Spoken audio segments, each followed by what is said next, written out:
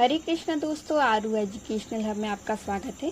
आज हम समझेंगे क्लास 10 की पोयम फॉग, जिसको लिखा है कार्ल सैंडबर्ग ने।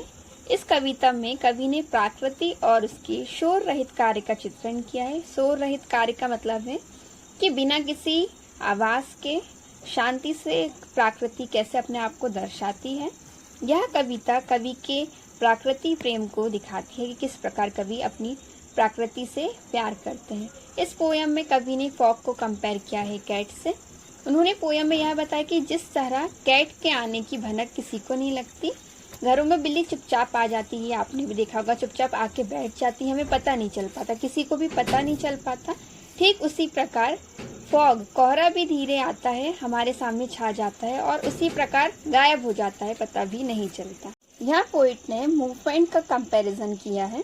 दोनों कैट और फॉग दोनों के ही आने का पता नहीं चल पाता, ठीक उसी प्रकार दोनों के जाने का भी पता नहीं चल पाता। तो आइए हम समझते हैं कि पोइट क्या कहना चाहते हैं। The fog comes on little cat feet, it sits looking over harbour and sitting on silent haunches and then moves on. Harbours का मतलब होता है बंदरगाह, समुद्री तट जहाँ पर समुद्रों में शिप्स होती हैं, रखी होती हैं, जिनमें शिप्स पे सामान चढ़ाया जाता है, उतारा जाता है, जहाँ से सामान का आना जाना होता है, उसे हार्बर कहते हैं। हंचेस मतलब अपने घुटनों को मोड़कर बैठना। तो यहाँ पे कवि कह रहे हैं कि कोहरा बिल्कुल बिल्ली की तरह है, बिल्ली की तरह चुपचाप से आता है, धीरे से आता है, और जब ये आता है तो हमें तंग नहीं करता। हमेशा हमने देखा है कि जब भी बारिश होने वाली होती है, उससे पहले बादल, आसमान पूरा काला हो जाता है, बिजली चमकने लगती है, तो हमें पता चल जाता है कि बारिश होने वाली। लेकिन जब भी कोहरा आता है तो हमें पता नहीं चलता। ये एक बिल्ली की तरह चुपके से आता है और धीरे से आता है।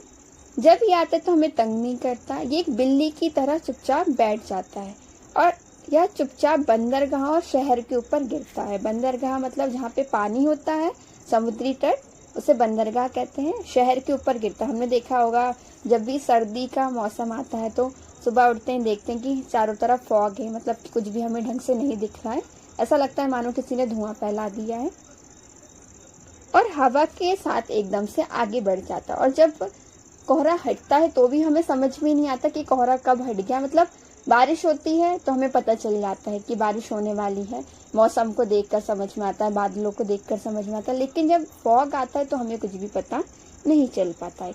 कवि ने इस कविता में दो काल्पनिक दृश्य दिखाए हैं। पहला कोहरे का बिल्ली के रूप में आना और दूसरा बिल्ली का कोहरे जैसे चुपचाप चले जाना। कवि ने कोहरे का जीवित स्वरूप में चित्रण किया। जीवित स्वरूप मतलब बिल्ली से कंपेयर करके बताया कि कोहरा कैसे धीरे धीरे चलकर आता है और वो किस प्रकार चला जाता है बिना किसी अपनी आहट के।